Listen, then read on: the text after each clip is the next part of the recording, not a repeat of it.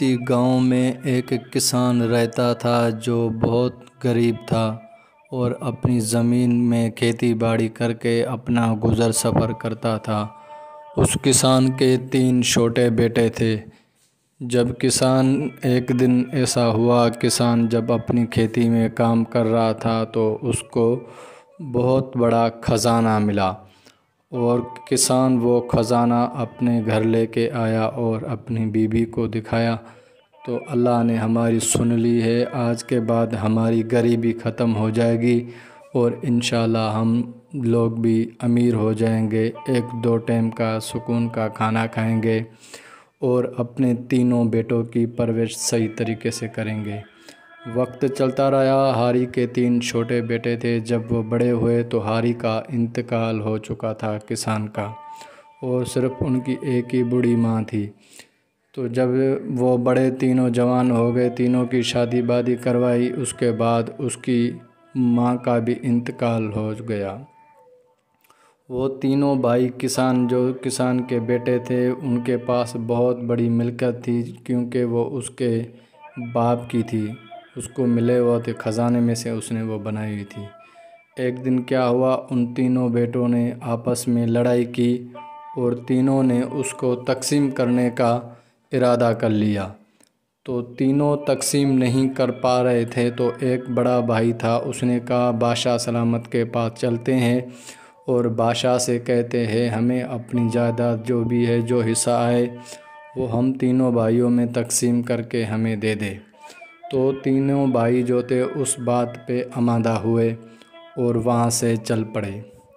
بادشاہ کی حویلی میں آئے تو اور تینوں نے بادشاہ کو باادب سلام کیا۔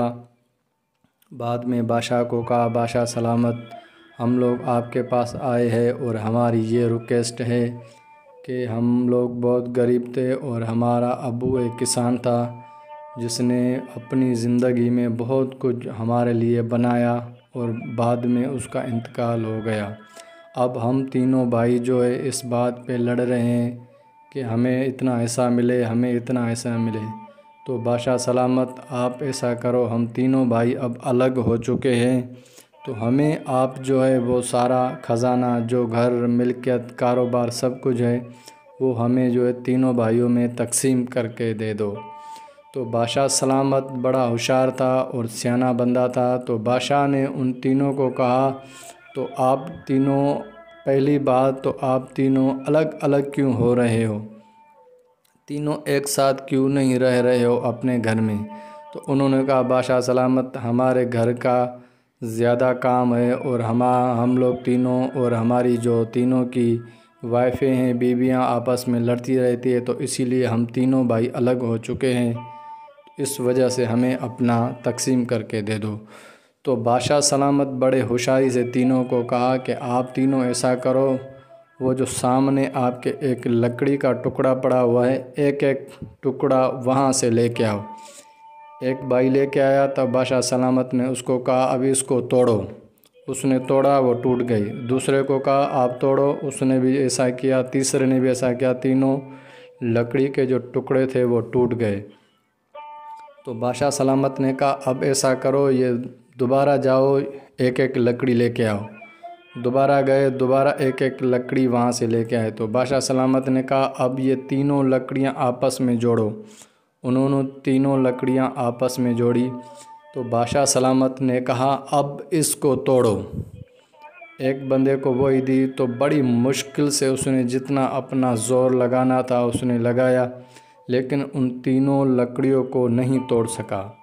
اس کے بعد دوسرا، اس کے بعد پھر تیسرا، تینوں نے 3 لکڑیاں ایک ساتھ کر کے نہیں توڑ سکے۔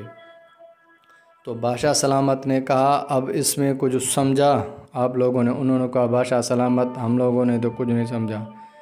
بادشاہ نے کہا دیکھو، آپ جب تک کہ تینوں ایک ساتھ ہو تو آپ تینوں کو کوئی بھی نہیں توڑ سکتا۔ اگر آپ لوگ الگ الگ ہو جاؤ گے تو اس طریقے سے لوگ آپ لوگوں کو ایک ایک کر کے توڑ دیں گے۔ تو پیارا دوستو،